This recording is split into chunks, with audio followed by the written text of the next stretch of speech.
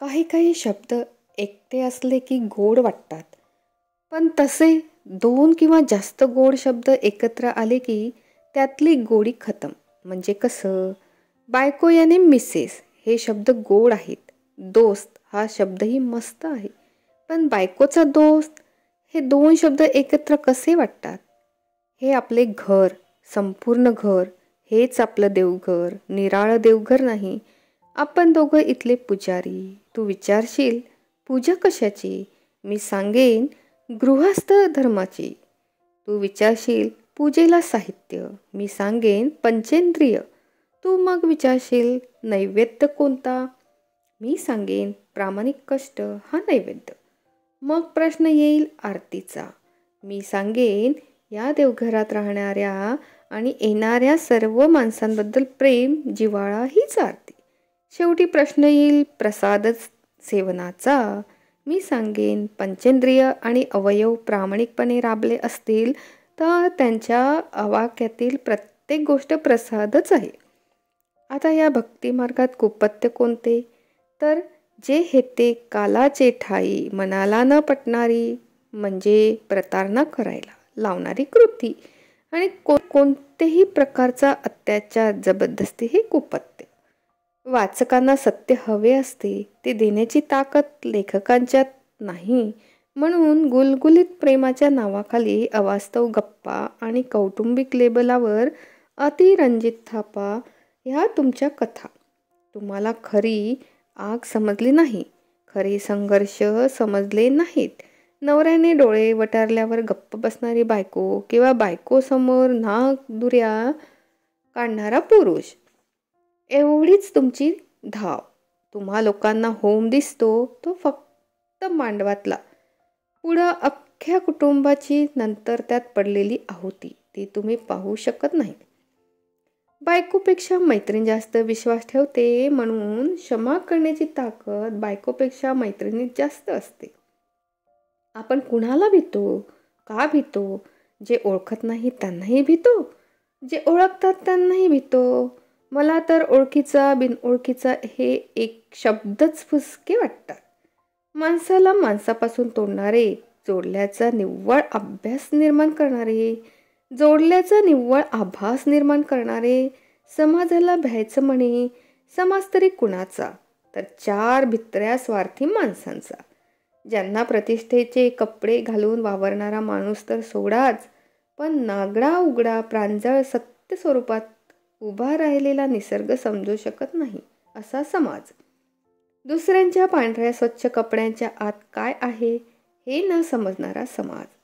इतकंच काय, तर खुद्द स्वतःच्या अंगावरची कातडी झूल कातडी मानणारा समाज. मी हा असला समाज मानित नाही. समाजात सर्वात निरुपद्रवी कुणी असेल तर तो म्हणजे अपयशी माणूस. कारण समाज त्यांच्याकडे बघतच नाही, त्याचं लक्ष असतं यशस्वी माणसाकडे. ह्या यशस्वी माणसांना पुष्कळदा यश कसं मिळतं? तर अपेक्षा नसताना. मॅट्रिकला पहिल्या येणाऱ्या कोणत्याही विद्यार्थ्याची मुलाखत वाचा. मारे पहिल्या पानावर छापतात मी पहिला येणारच होतो, असं कुणीही ठामपणे सांगत नाही. यशस्वी माणूसच समाजाला पटकन वाईट शिकवू शकतो. आम्हाला आमच्या अपयशाची जेवढी गॅरंटी तेवढी विद्वानांना त्यांच्या यशाची नाही.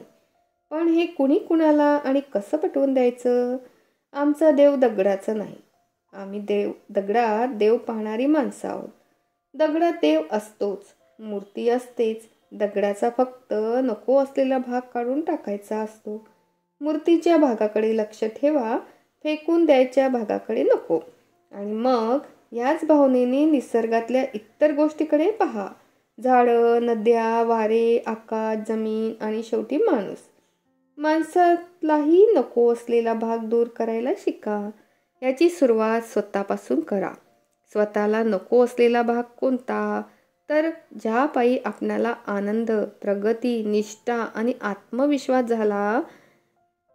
आत्मविश्वास याला तडा जातो तो आचार, तो विचार हा टाकायचा भाग. दुधात पाणी मिसळण्याची ट्रिक जगात ज्याने प्रथम शोधून काढली तो खरा जिनियस. त्याने स्वतःच्या इमारती उठवल्या, पाठोपाठ अनेकांनी त्यांचं अनुकरण करून पैसा कमावला. पण आज जग दुधात पाणी न मिसळणाऱ्या माणसाच्या शोधात आहे.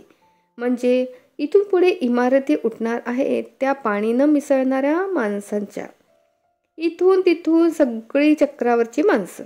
प्रत्येकाची गती कुठं ना कुठं अगतिक झालेली आहे. आपण होऊन घेतलेली गती निराळी आणि कुणीतरी दिलेली गती निराळी. दिलेली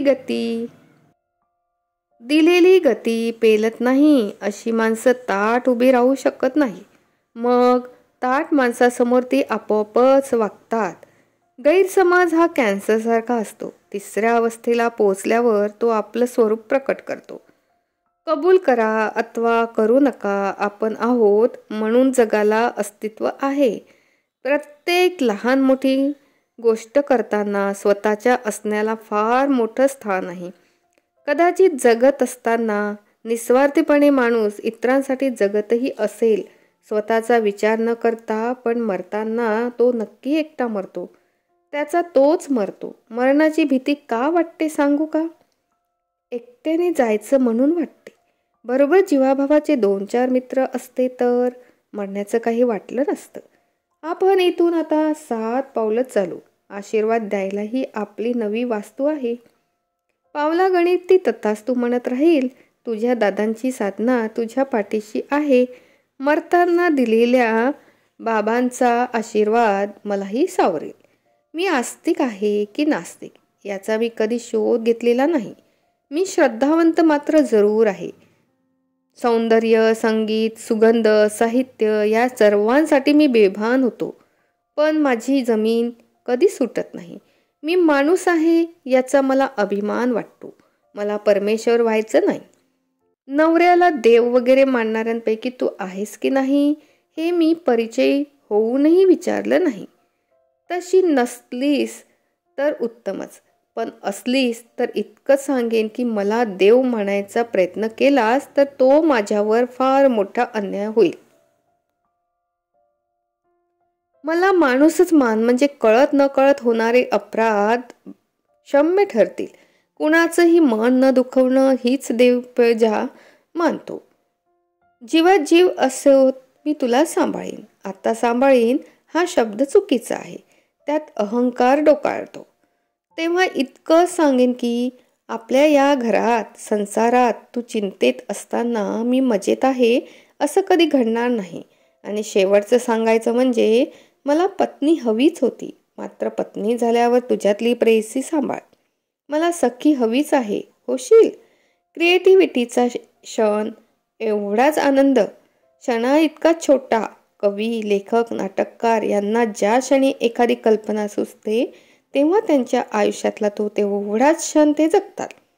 नंतर ती कल्पना कागदावर उतरवणं ही कारकुनी कंटाळवाणी प्रोसेस. अक्षर ओळख झाल्यापासून लिहायचं. मग पुढचे क्षण चिंतेचेच ते छापायला पाठवायला. वेळेवर मिळेल का? नीट छापतील का? प्रसिद्ध होईल का? लोकांना आवडेल का? कौतुक करतील का? या सर्व प्रश्नचिन्हात निर्मितीच्या आनंदाचा क्षण कुठं बर्बाद झाला कळत पण नाही. आपण सगळे किती तेच जगतो असं तुम्हाला कधी वाटलं नाही? झोपणं, उठणं, तोंड धुणं, काहीतरी पिणं, दाढी, आंघोळ, प्रातर्विधी, नोकरी, यात नवीन काय?